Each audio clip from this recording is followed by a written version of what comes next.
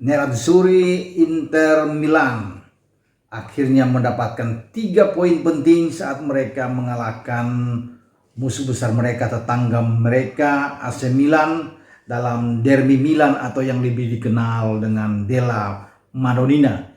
3-0 sangat telak. Tim asuhan Antonio Conte ini melejit dengan selisih 4 poin saat ini di atas AC Milan dan membuka peluang mereka untuk menjadi juara atau Scudetto pada musim ini.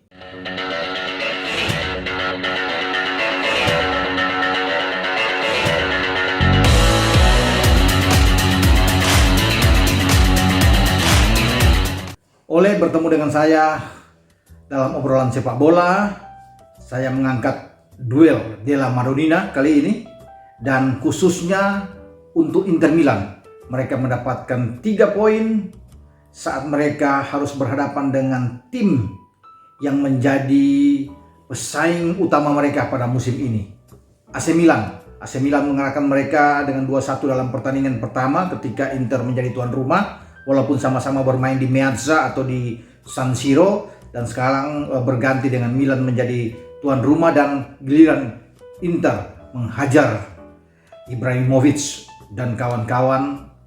Tim asuhan Stefano Pioli ini harus menyerah, kalah tanpa bisa membalas 1 gol pun. 2 gol dari Lautaro Martinez, pemain asal Argentina ini, dan 1 gol dari Romelu Lukaku, pemain asal tim nasional Belgia, memantapkan langkah dari Inter Milan untuk bisa mendapatkan 53 poin, unggul 4 angka di atas AC Milan yang sekarang dengan 49 poin. Ini menjadi kemenangan ke-16 bagi pasukan Conte pada musim ini dengan 5 imbang dan hanya 2 kali kalah dalam 23 pekan yang sudah mereka lalui. 2 kekalahan Inter Milan pada musim ini mereka alami saat kalah ya dari AC Milan tentunya dalam pertemuan pertama, dan kalah dari Sampdoria ya. Jadi hanya 2 kali kalah. Ini kemenangan penting saya katakan, karena dengan unggul 4 poin ini membuka peluang mereka untuk terus melaju ke atas ya, sehingga mereka terus bisa berada dalam situasi yang enak. Karena pada pekan ke-24 bagaimana Inter Milan ini akan menjadi tuan rumah saat mereka menjamu Genoa. Dalam pertandingan pertama Inter menang 2-0 atas Genoa ketika bertarung di Stadion Luigi Ferraris saat itu. Ya, bagaimana Lukaku bisa membuat gol dan Di Ambrosio yang bisa membuat gol, dan saya pikir 3 poin mereka akan dapatkan, dan ini akan membuat mereka semakin yakin, semakin termotivasi. Ada rasa optimisme dari seluruh pendukung Inter Milan dimanapun, termasuk di Indonesia, bahwa tim kesayangan mereka yang juara terakhir kali bersama dengan Jose Mourinho ketika mereka melakukan treble saat itu, juara Coppa, Scudetto dan Liga Champions tentunya, di mana mereka mendapatkan di 2009-2010, dan setelah itu mereka tidak bisa menjadi juara lagi sampai musim kemarin. Kemudian bagaimana diambil dalam 9 musim terakhir oleh Juventus, dan di 2010-2011 ada AC Milan menjadi juara saat itu. Saya pikir inilah kesempatan paling bagus buat Inter Milan untuk bisa menjadi juara, ketika pada musim lalu mereka terpaut 1 poin di belakang La Vecchia Signora AC Milan yang bisa menjadi juara. Dan dari situ bisa kelihatan bahwa saat sekarang di mana kedalaman skuad mereka sangat bagus, dan saya mengatakan sah-sah aja atau wajar kalau banyak yang mengunggulkan, apalagi setelah mereka menang atas AC Milan, dan sebelumnya mereka menang atas salah satu tim yang berbahaya yaitu Lazio dengan 3-1. Jadi sudah ada 2 tim yang mereka lewati, tim yang akan bisa mengganjal mereka, dan mereka sudah menang lawan Lazio, dan juga mereka sudah menang melawan AC Milan. Sebelumnya juga mereka mengalahkan kuda hitam Fiorentina. Jadi saya pikir ini suatu modal yang kuat jika mereka menang lawan Genoa 3 poin lagi dengan 56 poin, dan pada saat bersamaan Milan harus ke Roma. Ini berbahaya jika pertandingan ini berakhir imbang saja, itu akan selisih 6 poin dengan Inter. Apalagi kalau Roma menang, karena Roma punya kepentingan saat ini. Roma ingin mengejar tentunya lebih mendekati AC Milan. Jadi kalau Roma menang, selisih poin antara AC Milan dan Inter Milan akan semakin jauh tentunya, 7 poin, dan ini makin melebar. Dan di bulan Maret, saya berhitung sekali di bulan Maret, ini adalah bulan yang mungkin mereka bisa mendapatkan poin banyak, ya. Diawali dengan 5 Maret, mereka juga bisa memenangkan pertandingan, saya pikir, saat menghadapi Parma. Ya, walaupun Parma menahan mereka 2-2 dalam pertandingan pertama, tapi saya pikir di Ennio Tardini mereka bisa menang dengan kondisi saat ini, ya. Kemudian mereka juga harus berhadapan dengan Atalanta pada tanggal 9. Dalam pertandingan pertama mereka draw 1-1 dengan Atalanta, dan sekarang mereka menjadi tuan rumah. Mereka bisa mendapatkan 3 poin, walaupun Atalanta adalah tim yang oke, yang cukup kuat. Tapi saya pikir dengan kondisi Inter seperti saat ini sangat kondusif, mereka bisa mendapatkan 3 poin. Kemudian mereka akan bertarung melawan Torino, ya, di Turin. Sebelumnya mereka menang 4-2 di San Siro lawan Torino, dan saya pikir mereka bisa mendapatkan 3 poin juga.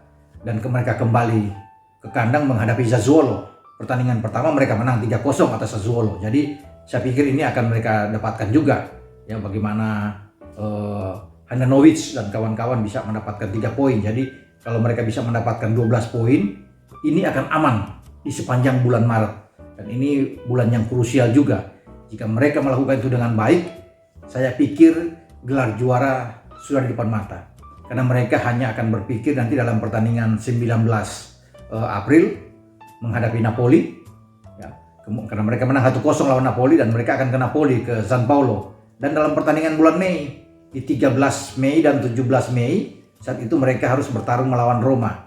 Pertandingan pertama dengan Roma 2-2, dan mereka bisa menang saat bermain di San Siro. Kemudian mereka harus ke Allianz di kota Turin pada tanggal 17 menghadapi Juventus. Mereka menang lawan Juventus 2-0 dalam pertandingan pertama, dan ini juga bukan tidak mungkin mereka bisa paling tidak menghasilkan draw, karena di Coppa Italia juga mereka mampu menahan Juventus dengan 0-0 walaupun mereka tersisih karena kalah sebelumnya dengan 2-1. Jadi saya pikir peluang mereka sangat besar. Apalagi di 22 Mei, hari terakhir berlangsungnya di Serie A, mereka akan menjamu Udinese. Dan saya pikir ini akan aman buat mereka, dan mereka bisa mendapatkan gelar. Dan ini lebih luar biasa, karena 57 gol saat ini yang mereka cetak di Serie A, itu 30 gol diantaranya disumbangkan oleh 2 pemain. Lukaku dengan 17 gol saat ini, menjadi pencetak gol terbanyak. Dan kemudian Lautaro Martinez dengan 13 gol. Jadi jumlah total 2 pemain ini saja sudah 30 gol dari 57 gol yang dicetak Inter pada musim ini. Lukaku itu memimpin 1 gol di atas Cristiano Ronaldo dengan 16 gol. Jadi ini perpaduan yang sangat bagus di lini depan antara 2 striker yang selalu dimainkan oleh Conte, dan beruntunglah Conte punya 2 pemain ini. 2 pemain yang sangat hebat saat ini yang ada di Inter Milan. Bahkan kedalaman squad mereka saya katakan itu sangat baik, ya. Bagaimana setelah Handanovic, kemudian di kiri ada Bastoni, 3 pemain belakang saya maksudnya, Bastoni, Stefan De Vrij, Skriniar, ada Perisic yang dimainkan kemarin, Christian Eriksen sudah mulai mendapatkan tempat, Brozovic, Barella, dan Hakimi. Di depan tentunya Martinez dan Lukaku. Bahkan pergantian pemain pun itu bagus. Ashley yang bisa menggantikan posisi Perisic, Alexis Sanchez bisa didorong ke depan untuk bisa menggantikan Martinez ketika Martinez ditarik. Kemudian Gagliardini juga bersama dengan Arturo Vidal bisa menggantikan posisi Barella dan Eriksen.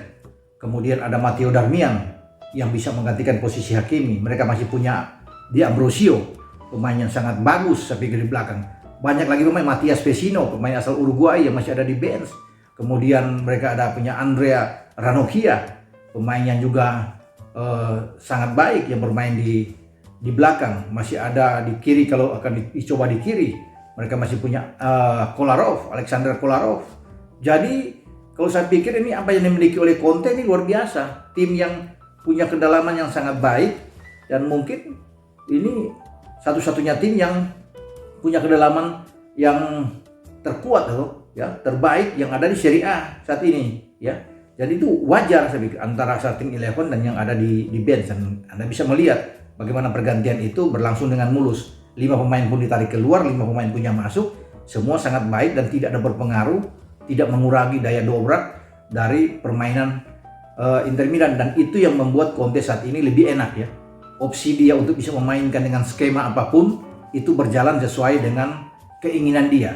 Jadi itu yang berlangsung yang baik bagi apa yang diinginkan oleh Conte selama ini, dan mereka terus tidak terkalahkan. Tapi 7 pertandingan terakhir mereka tampil luar biasa di Serie A, dan siapa tahu bahwa musim ini adalah musim terbaik buat mereka, dan ini musim terbaik juga buat Conte.